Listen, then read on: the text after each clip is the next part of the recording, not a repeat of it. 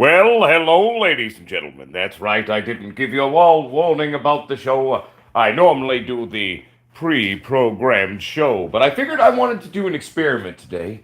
I wanted to see what would happen with YouTube if we didn't do the show, because I know that they've been not sending people our notifications and not getting anything going properly. So I figured, hell, let's not do a pre scheduled show and let's see if YouTube actually sends out notifications. So here we are. Still, none of you here yet. Often, normally, we have 10 to 15 people waiting, but that's okay. At the end of the day, we're doing an experiment. That's right. Will people show up? I don't know. Let's find out. Just a second here. I couldn't find my other phone. I've misplaced it earlier. So I'm going to just kind of read off the phone here, and we'll do it that way. What's up, DOA Cowboy? Good to see you, my friend. What's happening? 2 seconds. Da, da, da. All right. Good morning, everyone. How's everyone doing here? Let's take a quick hello. So, hello, DOA Cowboy. Hello, Family Outcast. What's happening, Gordy Fish? What's up, Luke Paul? How's it going, my friend? What's up, Casey Denton?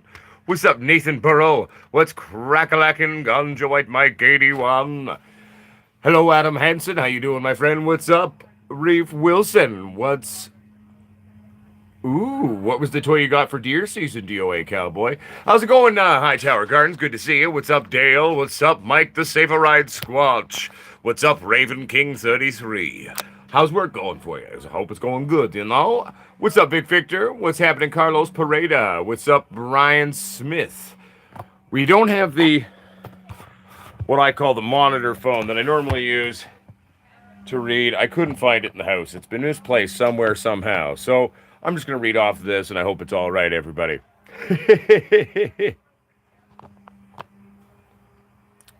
What's up, Finger Lakes? How you doing? What's up, Whizzle83? What's up, Gordy's Fish? What's up, Michael Gonzalez? Brian Smith, how's it going, buddy? Ooh, nice new 30-06. Hell yeah, buddy. Adam's got a 30-06, and he loves his 30-06. What's up, James Leach? Good to see you.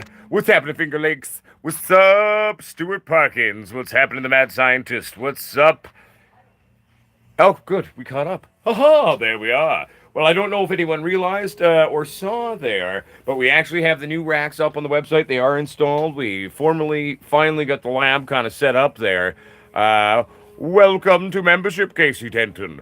We finally actually managed to get the lab all sort of set up and going, and so that's very fun. I'm excited for this run, ladies and gentlemen. We're doing the biggest run we've ever done in the history of YouTube. Well, our history on YouTube, that is. 27 plants currently in the flowering room there. Forgive me, I'm just having a bit of coffee there.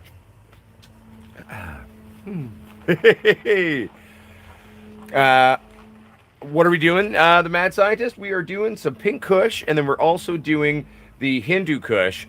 We've got that freak show going as well. Oh shoot, I forgot to do the update video on that. I meant to do that yesterday, but we will be releasing an update video on that today for you too. After the show today, I'm going to pop in there and do a bunch of chores, and then I'll make sure I shoot the freak show update video for all of you. What's up, Irish Monitor? How you doing, buddy? Also, welcome to the show, Nathan Burrow. Good to see you, buddy. What's up, Gazzers? Good to see you. You know 420 Grow. How's it going, my friend?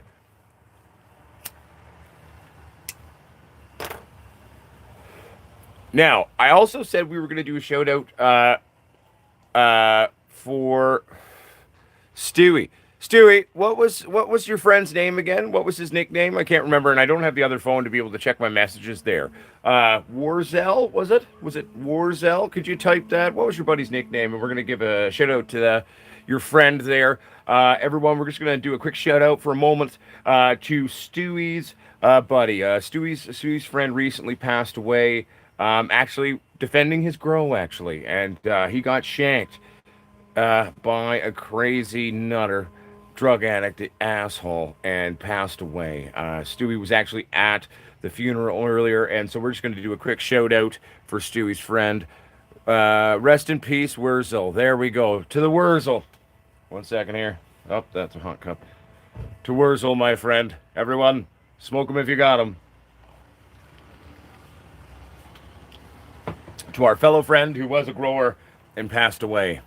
So, long story short, I hope he rests in peace and he's in a better place now. And just know, Stewie, that I stayed up late last night so I could be there in spirit with you when you were going to the funeral. Rest in peace, brother. Jason Ward says, brother, the laboratory is looking amazing. Those new light setups are looking sick. Well, thank you. I'm very happy with them, too. Our new Squatch double racks are really, I think, going to impress a lot of people. I think a lot of people are really going to enjoy playing around with those lights, you know what I'm saying? I've got mine set up. I've got 8-10 gallons underneath them, and they're covering it just fine. And I think the good thing about the racks there, too, is anyone who had issues with the fact that we used retro sort of fitted baking trays, etc., well, we have racks now. 1 second here. Thank you, everybody, for joining us and remembering Stewie's friend, his fallen comrade, fallen fellow grower and weed titty lover. So, definitely excited for this run, though, ladies and gentlemen. Today I'm going to get in there, do some chores, but the main things I got to do in there is, one, get all the lights dropped so we don't get too much. What's up, Raw Power? How's it going, buddy? So we don't get any further stretching than we already have. I mean, I allowed it to stretch out a bit when we were vegging those originally, and that was fine. It goes really well with the technique of binding it into kind of the flower bound technique, as it were. But definitely got to drop those lights down because I don't want to have that to continue to stretch now. We're happy with the way they are now. Adam Hansen, those former complaints sound like rich people problems. Huh? About what? I'm confused.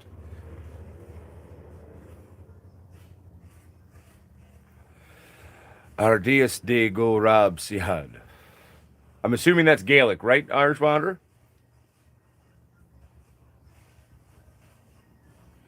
I said that I don't like the screen of green. What do you use? What? I don't know what screen of green is. I don't know what you're talking about, buddy. What do you mean, my friend? Jason LeCount. Okay, so we do build all of our lights, obviously, out of the same types of things, okay? It's not like, there's a newer, better chip than the 301H.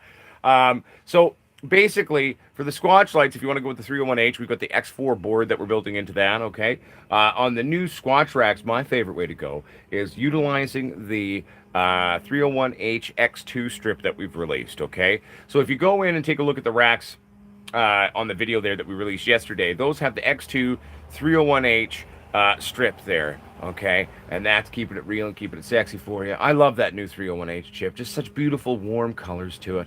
Nice depth and coverage in terms of the reds and the blues, etc. Oh, yeah. Right, Adam Hansen? No, it was funny. Like, a lot of people bitched about the baking trays. And to be fair, I mean, baking trays are brilliant. And then everyone's like, take a look at Mars Hydro. It's fucking airplane aluminum. You flick it with your finger and it dents. Ah, coffee. Beautiful.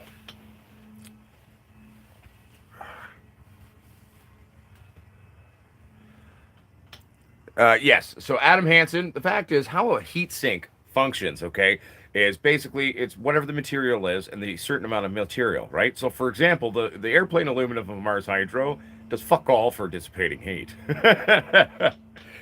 We use a high-end retrofitted baking sheet on the initial Squatch lights that we do, and it works brilliantly. I mean, baking trays are meant to dissipate heat and conduct heat. I mean, it's literally brilliant in that regard.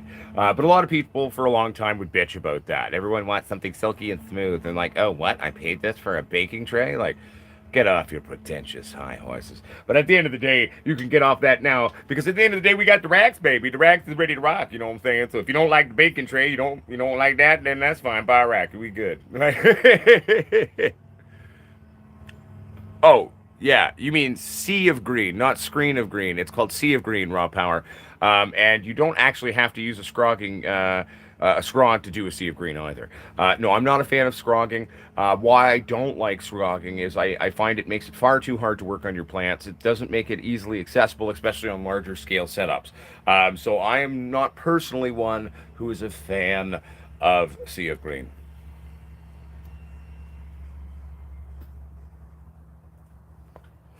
Yeah, I think Mars Hydro is just scrambling really hard to stay in the game, and they're a very large company, but they build crap, and I don't think they're ever really going to be able to kind of compete unless they really step up their game in a lot of ways. But I think us and our other competitors who are building real lights, we're all vastly further ahead than they are.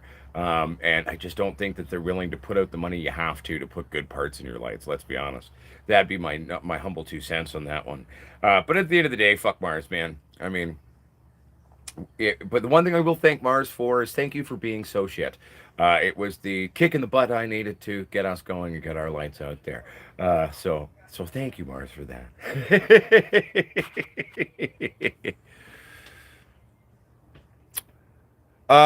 Well, molasses, you don't want to use molasses to quote unquote sweeten the buds. It provides a lot of easily accessible sugars, which are great for your plants. However, you don't want to use molasses for the last 2 weeks, okay? You need to cut that molasses out for the last 2 weeks, simply put, because all you're going to taste and smell in your bud will be molasses. If you keep feeding them molasses, okay, that's all they're going to taste. That's all they're going to, you're going to smell and enjoy, as it were. So just don't do that. Unless you want to go smoke some molasses. Then if you're into that, then hey, who am I to offer judgment on that one? No, no, don't worry, C97. I followed. Mars by grow. Good one, Irish Monitor. I like that. Hey, thank you very much, Greenleaf Grows, my friend. I hope you're having a wonderful day. Welcome to the show for a little bit there, and thanks for popping by to hit that like button. Um, Vic Victor says, should we use liquid potassium for every watering while flowering? Or every other week. Well, I mean, it depends on the plant, right? Like, I mean, I'm not one to be an advocate to people about having exact feeding regimes and doing that. Okay, obviously you can have a bit of a sort of a habitual habit to it. Like I typically feed 2 or 3 times a week. And if you're talking about more so like using like a potassium booster in your feed, okay, one, don't only use that in flower. And I would I for a bloom booster that's a very high, like it's got like on the MPK, it's got like 25 in the end or something like that. One, be very careful with those. You can easily fuck your plants. And two, for that, I'd give it maybe once a week. But I feed quite regularly. But at the same time, typically I kind of watch what the plant's doing. I let the plant talk to me. The plant tells me what its nutritional requirements are, and we go from there. The nicotine on my hands is fine, okay? Vilma Fit, you won't have any issues there. I've never been one to worrying about going out for a cigarette and then coming in and touching my plants. I don't smoke around my plants. I don't ash my plants. I don't let tobacco touch my plants. But for me smoking and then touching the plants, there's no issue there. You'll be fine.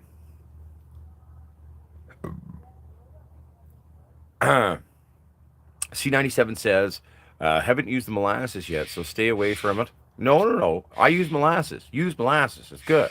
Molasses is good. Make sure it's an unsulfured blackstrap molasses. Okay. But then don't use it for the last 2 weeks, though. So when you're flushing or doing that, cut it out because all you're going to taste, though, is that molasses. And that's kind of gross, at least in my humble 2 cents. What's happening, Jose Eltrek? Good to see you.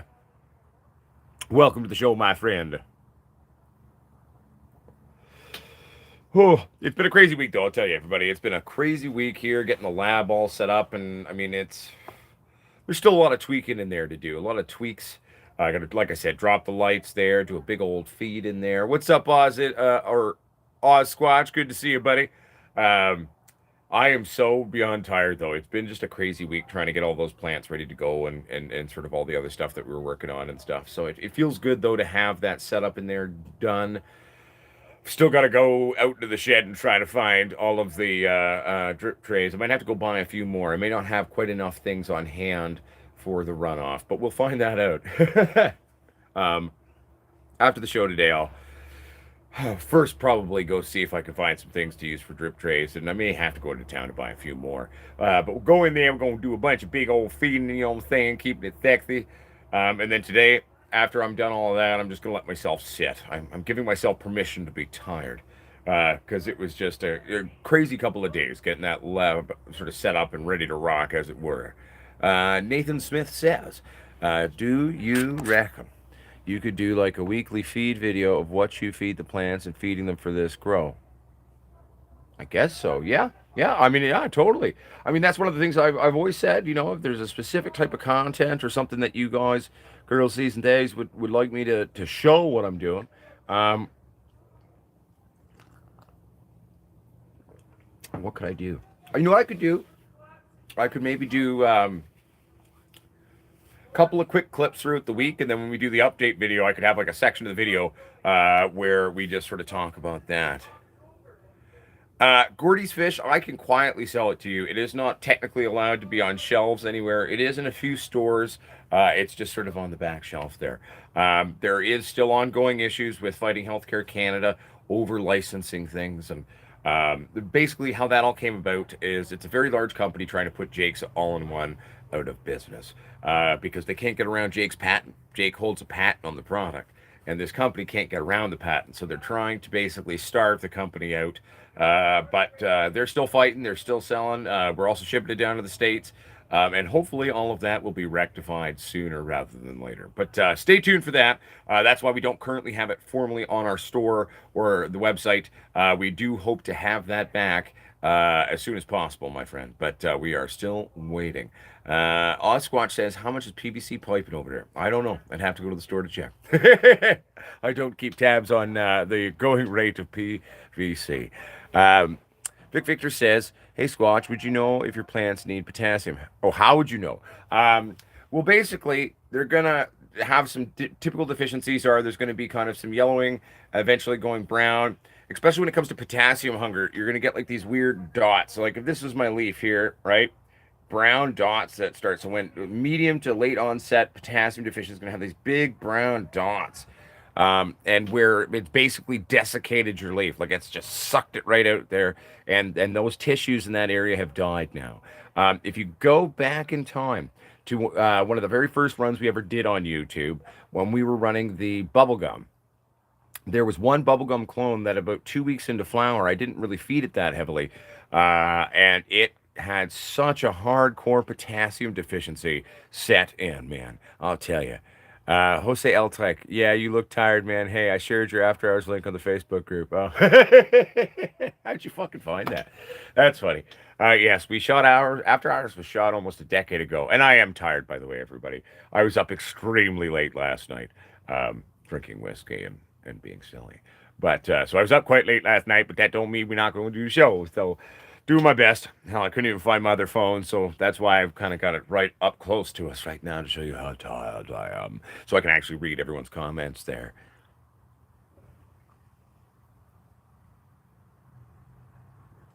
Good to see you, Hope Vasquez. I'm doing well, my friend.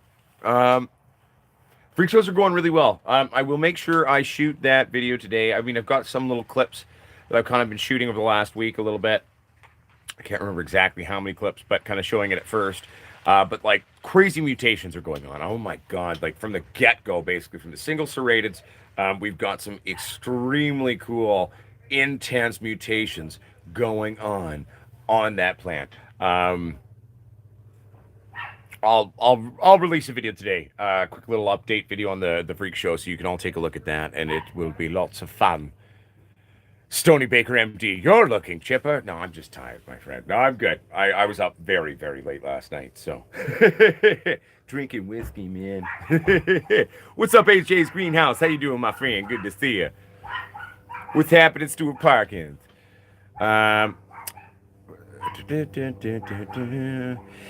well, one of the things, Squatch, what I want to do in terms of drainage in the room there is I'd love to build a floating floor that has drains built into it, and then actually have it all piped out, and then run a pipe and do that into a shop vac, and then run that out into the sink actually there. So that's one of the ideas that I have in terms of that. I just got to get, well, I don't want to build the damn thing. I'll get one of my buddies.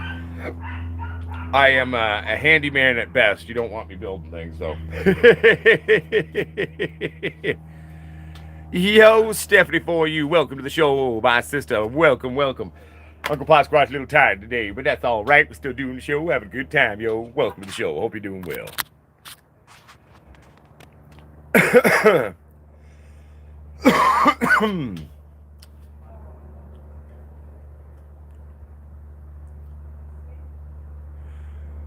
We'll slap you with love. I don't think we're necessarily on YouTube's good side. We definitely have fought for our right to exist, and we fought. We filed an appeal because I mean I wasn't really worried about the monetization, but in order to do certain other things on the channel and back annotations and stuff, we had to join the YouTube partnership or partner program there. And oh, we got a call coming in. I'm in a show. There we go. I'll just send that. There we go. Sorry about that, everybody. But so we had to do that anyway, and then we had to file an appeal. We actually won the appeal. But one of the things that I've noticed that's been happening with YouTube is it seems that a lot of people aren't getting notifications, even if they have the bell turned on, all notifications turned on. Then we basically no, I don't have any beer, Stuart. I still have no beer. I have no way to get it. I'm trapped in the woods right now with no beer. It's horrible.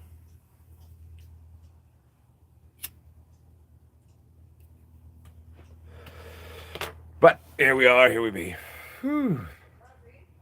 But yeah, no, it's just one of those days where Uncle Potsquatch's a little tired. And let's be honest, it's my own damn fault. I stayed up quite late last night.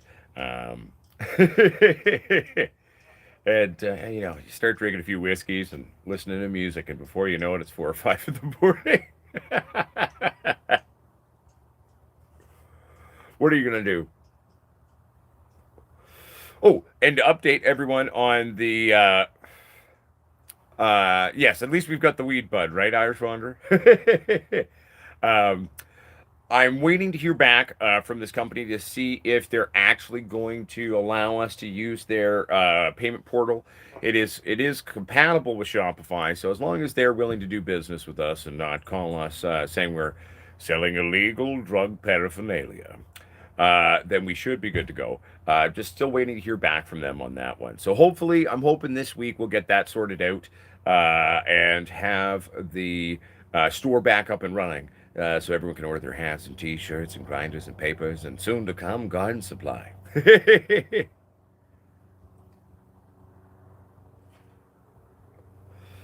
Making pure extracts. Well, I mean, I wouldn't really even worry about the word pure in there per se, to be honest. But well, I like to make a lot of rosins, so I make rosins. I'll both press flour, I'll press keef, I press hash sometimes. I also make a lot of RSO. A big fan of making traditional old school hash oil. I like to smoke it. I like to eat it. I do a lot of things with it. I make tinctures out of it. Big fan of the tinctures. I actually made a little video a couple months back sort of showing what I do there. It's not rocket science. It's pretty simple. But I do enjoy those tinctures, I tell you. And it's a great, easy, thing on the go. Just a few drops under your tongue, you're good to go. What's up, that guy? Channel 2. Welcome to the show, my friend. Squatch, I'm going to recommend you to do what I did.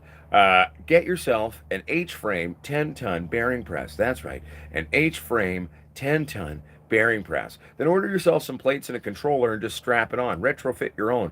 A lot of these rosin presses out there, not only are they extremely expensive, they don't even actually work as well as just buying a simple H-frame 10-ton with gauge and putting your own plates and controller on there. So that would be pretty simple.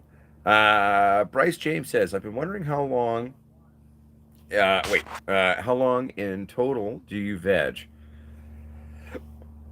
I don't really pay attention to vegging anymore, to be honest with you. Like, I've always got stuff on the go, and then I've got other babies to go in after those are done. And so the cuttings that were in there were probably in the little veg room there, and they're 1 and 2 gallon pots for a while. At least 4 to 6 weeks in there. Didn't really do much. Didn't feed too much in there. Just kind of let them do their thing. Then I pulled them out. As of yesterday, I think it would have been 3 or 4 weeks since we brought them out and started doing the training on there, where we stripped to the bottoms and did all the binding on there. Transplanting was done basically 2 days ago. We finished doing all that. So I'm probably going to veg for another week, potentially two, but definitely one more week of veg before we go and throw that room into a flip. But I'm also really looking forward to this run. Like I said, it's the biggest run we've ever done on YouTube, and it's going to be good. I'm excited for it.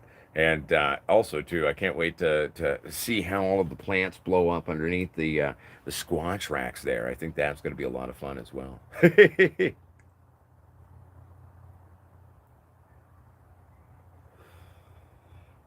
Give or take, yeah. Bryce James, typically about that.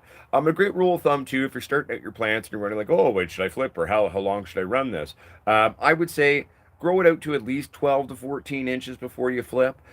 Is usually a pretty good rule of thumb on that one.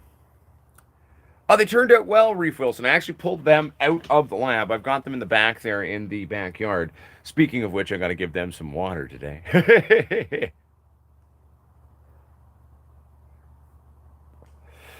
Oh, totally. And Gordy's fish, especially for outdoor, if you can get ahead and do a bunch of vegging inside before you take your plants outside, is a very worthwhile thing. It'll help you get a really good start on that season, have some nice, beautiful, giant monsters growing outside.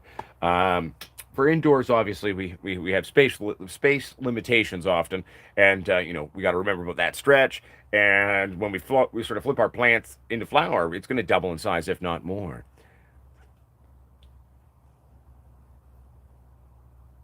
That's funny. Really? That's funny. Art of War on two wheels. That's very funny. Nathan Smith. Hopefully, you can make a nutrient line. Nothing worse than getting Canna House and Garden, whatever people use, and end up getting a product from a different company to fill the gaps the others miss. I mean, at the end of the day, there's already really great nutrients out there. I mean, I don't think I would necessarily release our own nutrient line when there's so many good options out there. I'm a big fan of Green Planet, right? So, but hey, Green Planet, if you're watching, if you want to maybe co-brand something, let me know. We'll have a meeting. Give me a shout. I'll show up.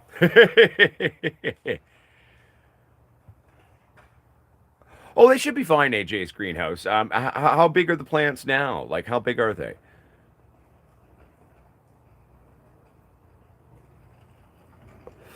How's your mother plant taken outside there, Stony Baker MD? What's up, Buzz Killington? How you doing, my friend?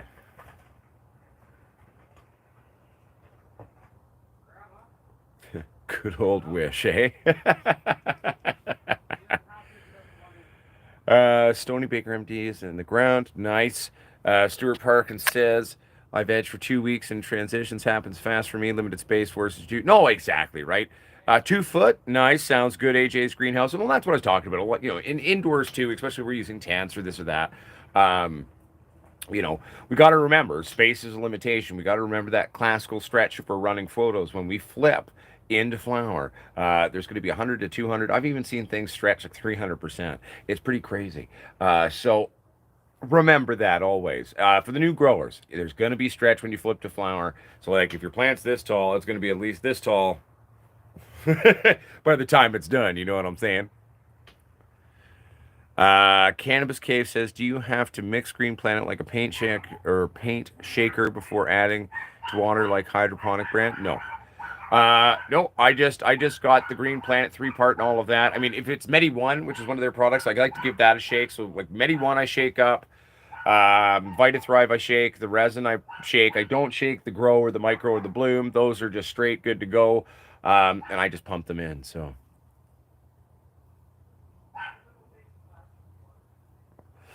KSG The Last Shot says, I noticed after my two grows, I have caterpillar issues. My sativa had some bud rot, and I chose to harvest it a bit earlier than I wanted. Also, I tossed a bit of the buds that were affected. Good. When bud rot sets in, there's not much you can do except amputate and hope that it doesn't spread. Um, Bud rot, sadly, is a really big thing out here in the west coast of Canada, in British Columbia. There's a lot of rain. Last year was really bad for people. This year has also been quite bad. I've seen a lot of local pictures of some pretty severe bud rot going on this year. And powdery mildew every year out here is also pretty bad. That's a big reason why the indoor sort of growing explosion of the late 60s, early 70s took place here because the outdoor season predominantly fucking blows. Troy got those for me, for those pumps. I mean, I can see if I can bring some in for people, and make them available on the store. Troy bought them at some store. It's kind of like an essential oils sort of type of store. They sell lots of things. I also buy my medicine bottles there, for making my tinctures and stuff. I can look into finding a supplier though of those and see if we can bring those in. Wow, 80% humidity, definitely high. One needs to hope that your plants will survive. Chris Casillas.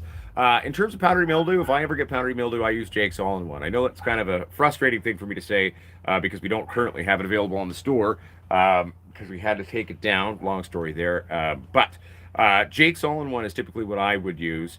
Some people use the old diluted milk treatment. That in technicality works, but it makes shit smell weird, especially indoors. I wouldn't, advise that for indoor cultivation.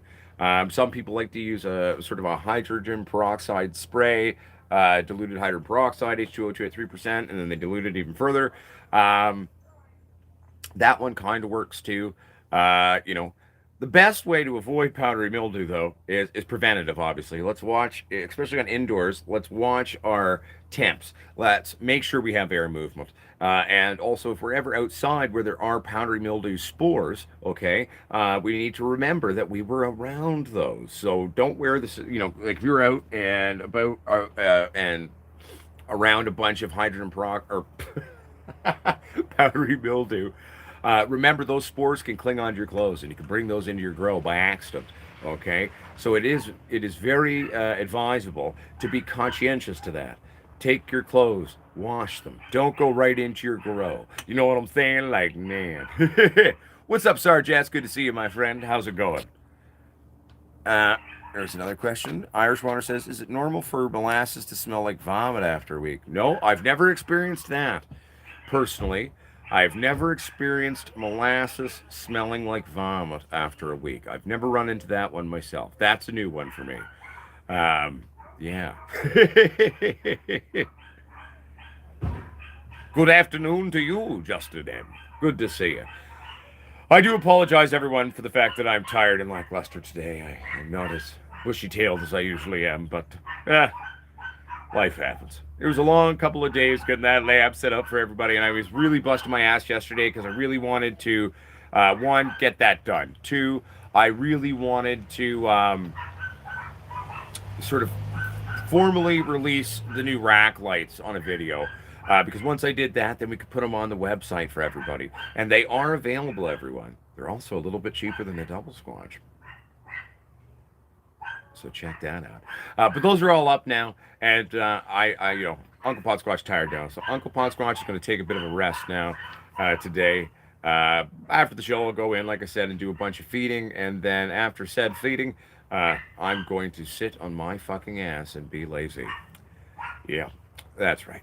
I'm going to chill out for the rest of the day.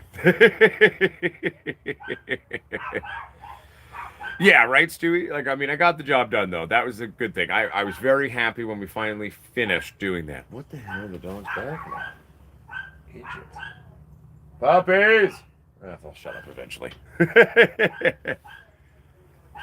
How big are they, Sarge? Are you taking down some outdoors or indoors, my friend?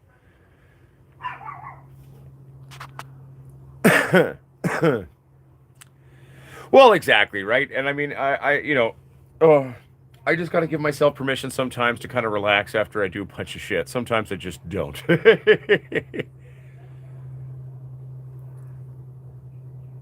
Hell yeah.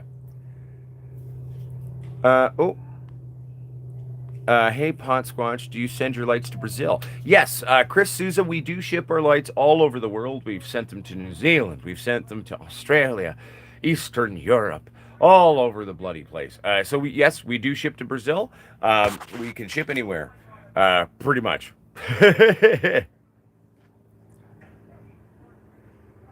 Yeah, right? Watch there be like a giant bear in the yard, and that's actually what the dogs have been barking at, and I didn't notice. I'm like, oh no.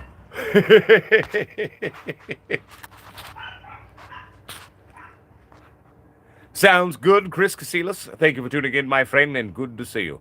I hope you have a beautiful day, my friend. Excuse me. That's part of the problem when you stay up late drinking whiskey and chain smoking cigarettes. You're just a little tired and run down the next day. Um, what's up, Vinny? How you doing, buddy? Nice. You filled a 7x7 and you did the scrog. Very nice, my friend. How you thinking you did on yield? Is it looking pretty good in there? I hope you have a plentiful harvest, my friend. Not yet, Justin M. I'm still working on that. I am simply put waiting for this one company to get back to me, and I'm hoping that this company will say yes, and then we can put it up on the store, and there'll be no further issues when it comes to our payment provider. What's up, Daniel Andrassi? I'm doing well. I'm really fucking tired today, but overall, I'm good.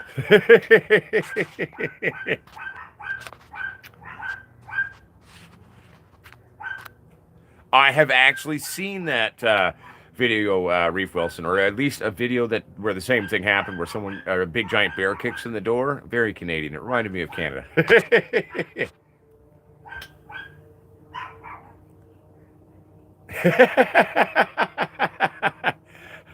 Well, thank you for the love, LJB.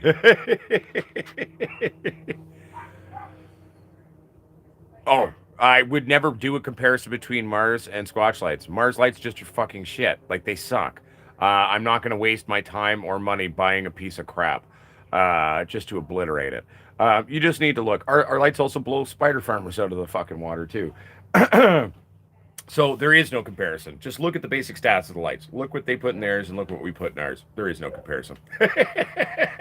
So, I gave away that Mars light after the one run, and then the stupid thing broke after a week when we gave it away to the person. But I'm not bringing in another piece of Mars tech into our house. So if anyone out there wants to do a side by side comparison, feel free. I already played with crap. I know what it is. And then there's a reason why our lights exist. I don't feel the need to do a side-by-side comparison. But one little thing that we're going to be doing that's going to be really fun is I've brought in a couple of new 2x4 tents. So if you remember when we did do that Mars experiment back in the hood days, we put it in their little TS1000 in a 2x2. So I'm going to take our little light, which is a little squash, and we're going to put that into a 2x4 with two plants. And I'm going to show you all what that's going to do. So, I mean, if you really wanted to, you could go back and compare what I'm doing in there to the original experiment. But I'm taking our small light and doing twice as much with it. So there's a couple of people out there who've bought the little squatches. I actually saw, I don't know if they're here right now, but they put two little squatches in a 2x4. And it's just cranking. Like I won't lie to you. When I finally got to get my hands on a little squatch and play with it, I was so wholeheartedly impressed by that thing. Just because it's small, it's still built like the big lights, and my God, does that thing cranks like a bat out of hell? I'll tell you.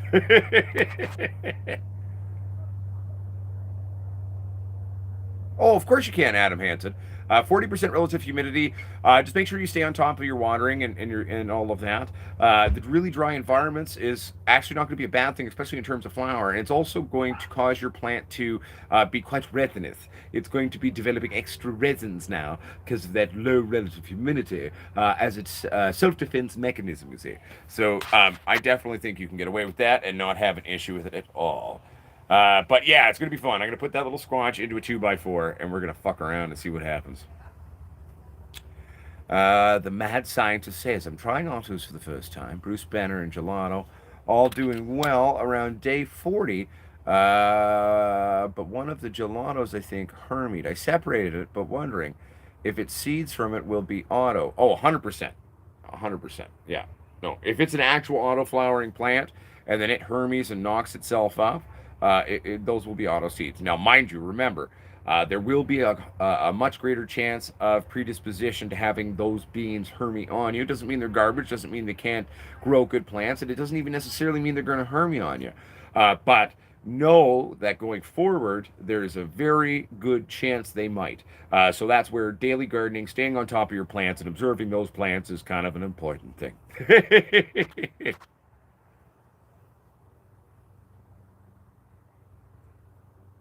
uh, Alien or no, Alan Smith says, Just starting out, just wanted to see what I can do.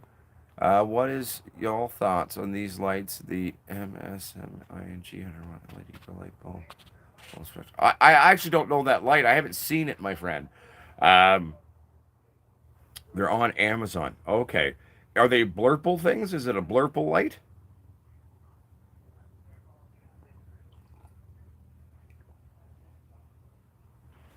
Fuck, I made really strong. That's strong coffee. Holy shit.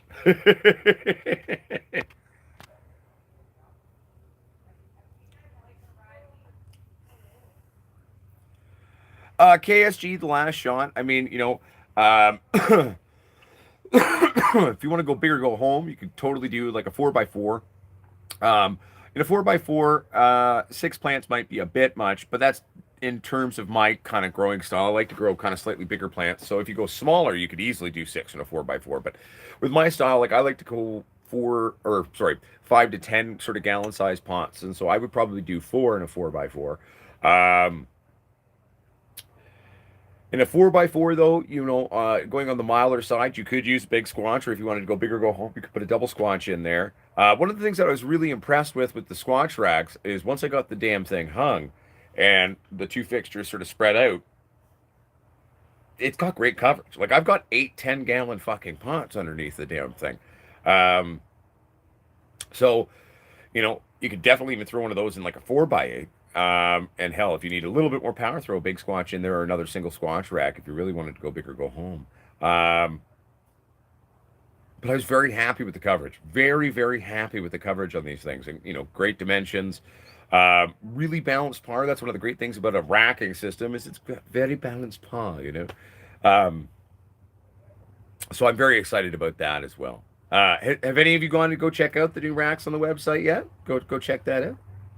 We just got them up late last night at about maybe 10 o'clock BC time. They were officially debuted on the website and active and available. Oh man, I'm so tired. I'm so sorry, everybody.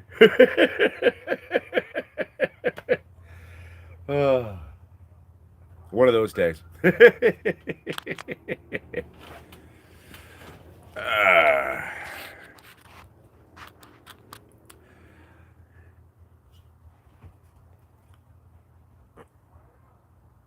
Oh, I feel you. I mean, my main thing is Alan Smith is especially when someone's just starting out, just buy a smaller light. Buy a little squatch if you want to play with a plant or two and do something simple. Don't go wasting your money on crap that burns out. A lot of the Amazon no names and the blurple lights. I mean, yes, they're cheap, but you get what you pay for at the end of the day with those. Um, and I'd say you're better off because, like, for example, if you go buy a little squatch, let's say you buy a little squatch and you go and do a run and you decide growing's not for you. I don't see how that would happen. But I mean, let's say you didn't want to grow anymore. Our lights run for years, okay? They have tons of hours on them in terms of performance. So, where, a blurple light not only is going to slowly eventually burn out on you, the resell value, if you were to go sell it to someone, a little squanch, it's going to maintain its value a hell of a lot longer than something like an Amazon piece of crap, right? So I would say if you're just curious before going too crazy, but I would still don't waste your money on buying a cheap light. You know, just buy something small, and if you decide it's not for you, they're easily resellable. There's easy resale on a Squatch light because they're well built. They run for a very long time, years and years and years. Um, and so, I mean, that'd be my recommendation to you. So, what's up, Ruben? How you doing, buddy?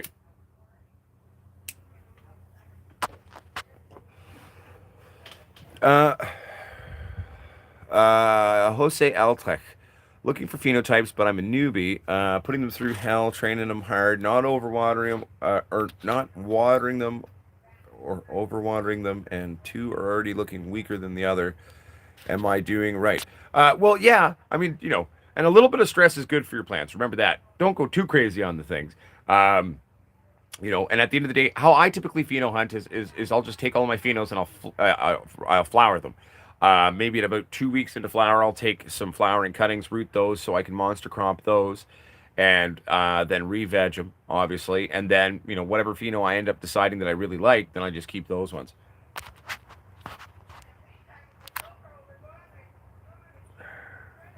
What's up?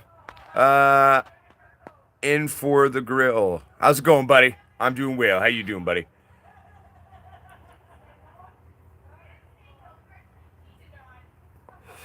So Nathan Smith, it's basically we use two different chips, right? So there's the 301B setup, and that one's a dually. The averaging on the 301B strips that we have, there's two spectrums in there. They average out to about a 3,700 Kelvin color. The 301H is the first ever released chip by Samsung that was released talking about this is for horticulture. The 301B was meant to light office buildings. So simply put, that's the main difference there. We have the 301H in the 3500 Kelvin color. 3500 Kelvin color, in my humble 2 cents, is the perfect position on that Kelvin spectrum to give you both great vegging and good flowering. So that's the real difference between those things, though, in terms of what we have on there. That's right, it is Croptober. I hope everyone's outdoor harvests are plentiful this year. Kelowna weather nice still. 4 girls are looking good. Hell yeah, buddy. How big did they get?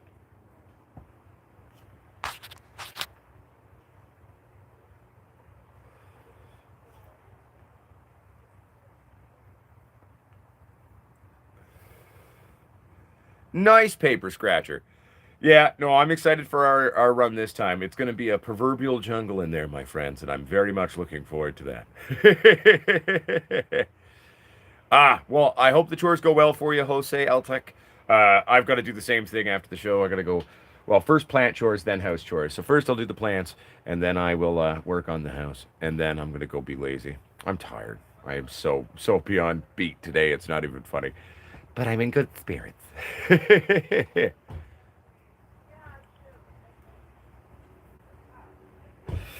Are springtails good for soil?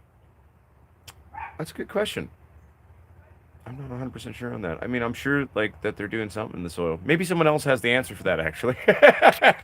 I'm not 100% sure on that one, to be completely honest. How's it going, Jacob? Good to see you, my friend. I'm doing well. Tired as a motherfucker. Long couple of days, and then I stayed up way too late last night like an idiot.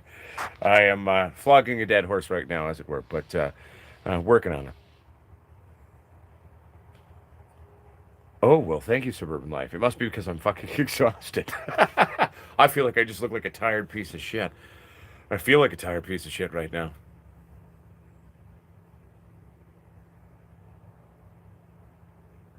Yeah, see, I figured John Boy, that's what I thought. I thought that they're probably, breaking stuff down in your soil and stuff, but I mean, I haven't really read up on that much. I know, Mike. I'm kicking my ass to try to make it to that 1 hour mark with my limited power reserves. Oh, I smoke. I have every right to smoke a cigarette. I'm a smoker. I like to drink too. It's my choice. Yeah, as long as it's not an infestation. Gotcha. Okay. Well, there we go. There's an answer. See, teamwork. We all band together. We figure it out.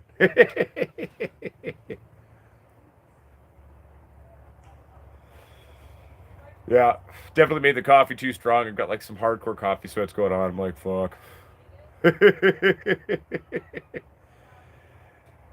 Yeah, I'm worried about you, Texas Squatch, though. Sometimes when I'm talking to you, buddy, your lungs sound right rough, bud. Don't go dying on me now, Texas Squatch. You smoke too much, man.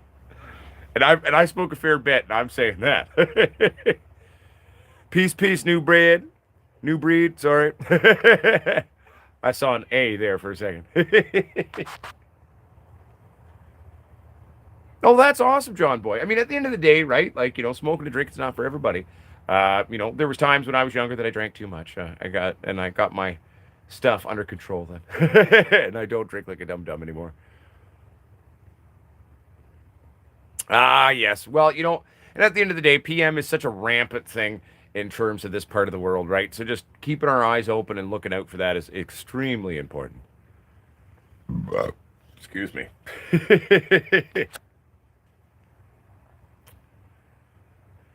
Yeah, see, Mike, or is Texas Squatch, you're, see, there we go. You just proved my point. 3 packs with COPD. My God, buddy. Oh, that's awesome, John Boy. I'm a big believer in that. That's wonderful. Very good sentiment behind that, I think.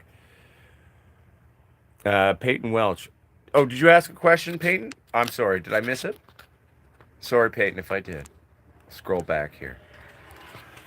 I don't think so. Right? Well, that's the thing, Alan Smith. For some people too, like pot is a great replacement thing when it comes to trying to not drink and stuff, right? So, yeah, I know the trim gel is gonna be shitty this time. I mean, I already called Uncle Michael and I told him I was like, "Yo, man, oh, go for it, Peyton Welsh, ask away, my friend." Um, I already called Uncle Michael there, and I was like, "Man, you're gonna need to come help my ass when this shit's ready, because I ain't doing all this on my own."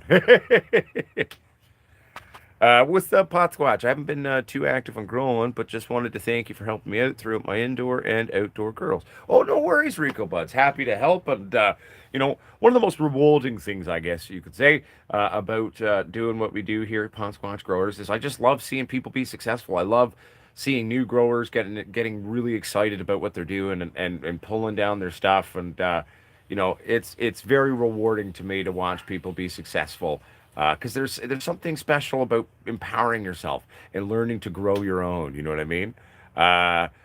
Scoot. I don't typically bud wash myself. If I were to grow outdoor, if I was an outdoor grower, I would definitely be bud washing everything I pulled down from an outdoor. Um, the only time in terms of an indoor, like let's say, you had a few mites or something like that, and you're battling them to kind of get through the grow, or if there's a few thripes on there or something like that, but you manage to survive through and kind of keep it at bay and get the plants pulled down. When I pulled those down, I would definitely do a big bud wash on those. But typically indoors, I mean, there's not tons of dirt or dust compared to like outside, getting stuck on your buds, right? So I typically don't bud wash indoors, but there are scenarios where I would say to do so inside the house. You know what I'm saying? Adam Hansen, you could totally throw a little squatch in a 3x3. Um, I'm going to be putting our little squatch that we just got in a 2x4 for fun there and doing a little experiment with that for everybody. Pond squatch. Any tips for harvesting seeded or processing the plants after just a regular cure? Well, I mean, yeah, I mean it's still flour, right? I mean, typically when I'm trimming, I try to go through and remove all my beans if it's a seeded bud.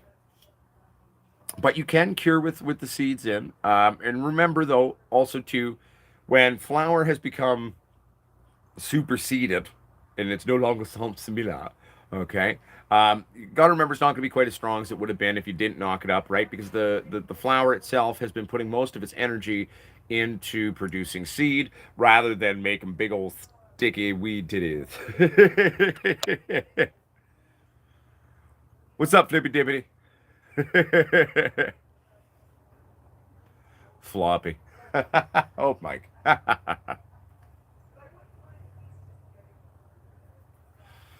Talking too much. Smoke went out. But don't worry, everybody. I'll get my energy levels will be back up by Sunday's show, and we'll do the show on Sunday from the actual lab there, so we will be good to go. Scoot says or asks, how many photo periods would I recommend in a 5x5? Well, in a 5x5, like I said, I mean it's not that much bigger than a 4x4, really, right? So you could either do like 4 and 10 gallons in there, or you could do maybe 6 and 5s, like 6 5 gallons in a 5x5 would be totally fine. One thing to, like I said, just always be remember of is the stretch and the expansion that you're gonna have. Okay, so make sure you don't over veg your plants too bad, or else well you might run into some issues. Like I don't know if Gazzers is still watching, but Gazzers has a lot of plants in his tent right now. I think, what is it, Gaz? Are you there, bud? I think you've got 19 in one tent right now. I was talking to him yesterday, and he was a little frustrated with himself with how pretty plants he put into the damn tent. Oh, good times.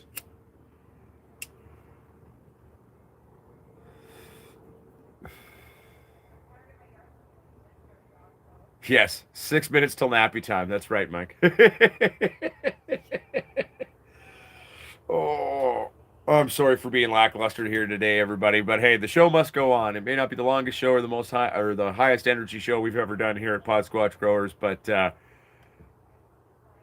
29. No, I have more plants than Gazzers does, and I have 27.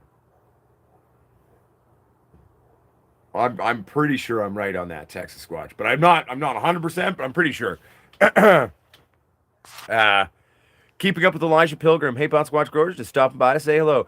Hello back to you. I hope you're all well. I hope the family's doing well. Say hello to everyone. Say hello to AJ for me. I hope everyone's doing well down there in the ONT, my friends. In for the grill says, oh, I'm new. Bud washing. Yes, bud washing is the concept of washing your buds once you harvest them, basically. So what does that mean? Well, typically what I'll do, how I bud wash is I'll have 2 buckets of water. One, I will do a hydrogen peroxide solution in. Okay. One part hydrogen peroxide. Well, no, not even that much. That's more for doing the fungus gnats. What would I put in? Well, let's say like if you have a 5-gallon bucket, put like 250 to 500 milliliters of hydrogen peroxide in there. Fill the rest up with water, and then you have your other bucket with just normal water. Some people like to use lemon juice and baking soda and shit, and I don't normally do that. I just do the hydrogen peroxide fresh water. But then you put it in, so you give it a real good drench in the hydrogen peroxide, right? Then you pull it out, then you put it in the fresh water, and you real fucking wash that out, and you pull that cocksucker out, and you shake all the water off. That's important. Remember, when bud washing, shake the fucking water off your plants, or else you're just asking for mold and bud rot. But yes, it is to remove like dirt, bugs, dust, any form of particulate that's stuck to the thing, especially with outdoor. That's an important thing to do in my humble 2 cents. Indoor, you can get away without doing it, but for outdoor, it's always best to do some bud washing at harvest time in my humble 2 cents. But I can't stress it enough. Make sure you shake the excess fucking water off those things, or you're just asking for problems. Don't inadvertently destroy your crops, everybody. But yeah, so that's what bud washing's all about in for the grill, my friend. But yeah, so on Sunday too, we will bring you the show from inside the lab. I will have more energy for that one, and we'll have a good time there. So that'll be in a few days. So there'll be a few days for the plants to kind of really take to themselves, and it'll be good. I'm looking forward to it. Alan Smith says, do you think I'm on the right track by putting my plant in an air pruning / wicker planter? Yeah, sure. I mean, the only thing I would say about using something like a wicker planter is just watch out for molding issues, I guess. Hey, no worries, Stuart, or Stewie. You go have a good rest, buddy. I'm glad you got through the day here today and the funeral of your friend, and thank you for tuning into the show, buddy. Keep it sexy, keep it real, man, and I hope you have sweet dreams.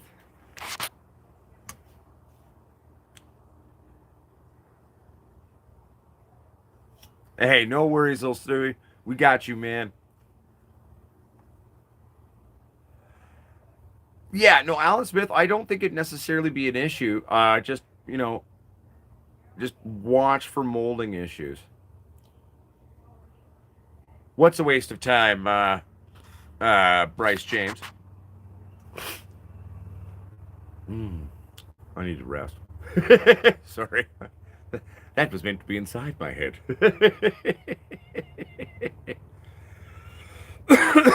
But yeah, I apologize for the fact that it's a shorter show today and I'm a little lackluster, but it's what I got. It's what I got in me. Regenerating? You mean re-vegging? No, it's not. Re-vegging is one of the most valid techniques out there. Re-vegging and monster cropping plants make strains better. When you take a monster crop cutting and make it a mother plant, okay, all its babies will have a subtly monster cropped nature. It also will be in my experience anyway, sort of it'll make your pot stinkier and tastier. It'll help to accentuate the cannabinoids and flavonoids and terpenes and all that crap and all that. So, no, after harvest. What? Okay, I don't think I'm following anymore, Bryce. I don't understand. Rico Bud says, I eventually had a friend turn almost a pan of my bud washed outdoor GG4 into a crumble. Once it was dried, it lasted a long time and smelled and tasted like super fire. Oh, fuck yeah. Someone asked my opinion. I'm confused now. My opinion on what? Sorry, everybody. This is what happens when Potsquatch is tired. No, yes, re-vegging. So, Dirk into Dixter. In terms of re-vegging a plant, okay, very valid technique. Basically, take it down to where you've left just a bit on the bottom. Keep some of those fan leaves on there. Leave a few of the flowers initially. Don't take those off because those flowers are going to help be a nodal segment where it's going to shoot off new leaves when it starts to re-veg and monster crop. Basically, put it on an 18-6 is what I would say, and then patience, really. 18-6 and patience. To properly re-veg a plant is typically going to take anywhere from 3 to 8 weeks, and sometimes certain things just won't re-veg on you. They might stay alive, but they'll never properly re-veg. That's rare, though. That's very, very rare. Most plants will eventually kick back into action for you.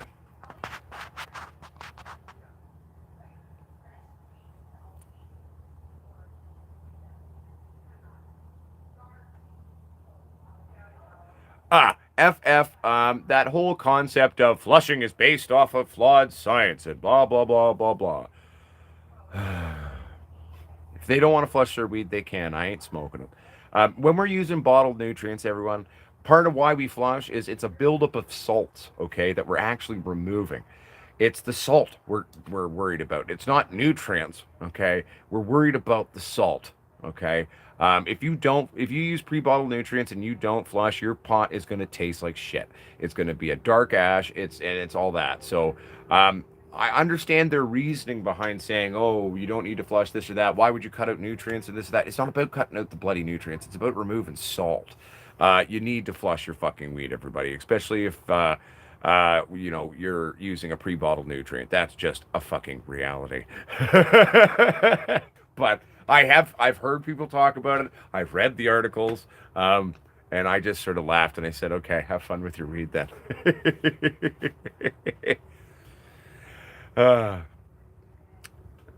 No, exactly, Chivo King, and because the plant naturally uses up its own nutrients on its own, but it's really the salts, okay, that we're really trying to address there, and remove from the soil and the plant, etc., when we're doing that. And that's just how to properly finish that. Zach Baker, I will be actually releasing a video right after this on an update on the Freak Show there, bud. So we'll do that. I've actually got the lights off in the lab just for a little bit right now, letting the plant have a little bit of a rest. But I will go in there and get that shot for you. I've got to do one more kind of little take for that video, and then I'll put it all together for you. So that'll be up today, though. I meant to do it yesterday, but I didn't get around to it. I was pretty busy yesterday trying to get everything else set up and all that. And by the time I was done, I was fucking tired. But it's looking fucking crazy, though. So I'm looking forward to that video. I think you will all enjoy it as well. She's certainly living up to the name. But everyone, I did it. I had a goal today of forcing myself be able to Rico Buds, lots of different things. Super soils, no-till, living organics. There's a lot of stuff you can use. So look up super soil. How I started looking up super soil when I was a kid was with Subcool's recipe. The recipe that I typically do if I'm doing a super soil is an augmented version of his that I play with. So look up, Google Subcool super soil. The basic initial recipe that he did is a great starting place, and just learning about that, incorporating things like blood meal, bone meal, bat guanos, dolomite lime imported from Italy, and other shit like that. You know what I'm saying? But check that out, my friend. I'm too tired to go into it too much right now, but Dirkington Dixter. Oh, I feel you, Chivo King. I'd have to look into the product. I'm not aware of that one. It was a particularly good plant, so I wanted to save it to take cuttings. It's on an 18.6, small amount of small bud sites, and on BioCannabis. Nice. So I suppose I will just let it sit for a while. Yeah, just make sure you keep it watered and fed, and it will eventually, more than likely, re-veg for you, my friend. How late into flower can you take cuttings for this monster cropping technique? At any point, you can take cuttings. And the later the cutting that you take, the harder it's going to be to get it to root and to re-veg. But the later in flower it is, then the more intense it's going to monster crop, okay? So the later the cutting, the harder to get her to go. But when she does go, man, she's going to freak out on you, man.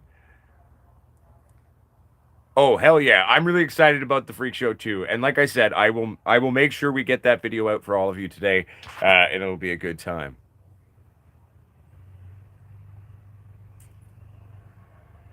Oh, that's awesome, Micromania. That's awesome. Nothing wrong with gifting beans, baby. But anyway, everybody, thank you for tuning in. For those of you who are in a place for the memberships and have done so, thank you so much. It does help us keep the lights on here and keep the content coming for all of you. For those of you who haven't seen it, the racks are now available. They are for sale. They're on the website. And we've got them hung in the lab. If you want to go check that out, we got the video up yesterday. And I'm going to drop all those up so we can all tune in there. Next week, we'll do another update on the lab there, showing that 1 week of veg from doing everything. And we should see some fairly explosive vegetation within the laboratory. Check out the new racks, though. They are a little bit cheaper even than a double squatch. And we've managed to build them so they can easily ship to you in one plant, etc., etc. I don't have a par meter. No. Brett does all of that. He's the one who has par meters and toys. I don't have the money to go. A nice par meter is really expensive, and I've got other shit to spend my money on. I'm a grower. But Brett has all of that on the website and taking care of that. He's the one with the par meter. So, Micromania Maple Leaf strain. I mean, I know of Maple Indica, which is a very rare old school strain. I've never heard of maple leaf per se.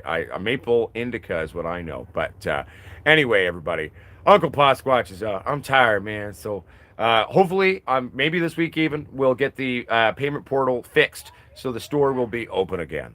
But I'm fighting companies trying to get someone to fucking allow us to bloody do that all that shit. So we'll get there. Working on it one day at a time. Rome wasn't built in a day. One step at a time, right? But I'll get the freak show video out for all of you today, and we'll go from there. But keep it real, keep it true. Remember, the true grower is a forever student. Trust yourself. Make educated, stupid decisions. Read. Don't beat yourself up when you make mistakes. Show those around you a little compassion and love. And show some to yourself. All right, everybody. Thanks for watching. We'll see you on Sunday. And I'll get that video out today for you, too, so we can all see the freak show. Peace.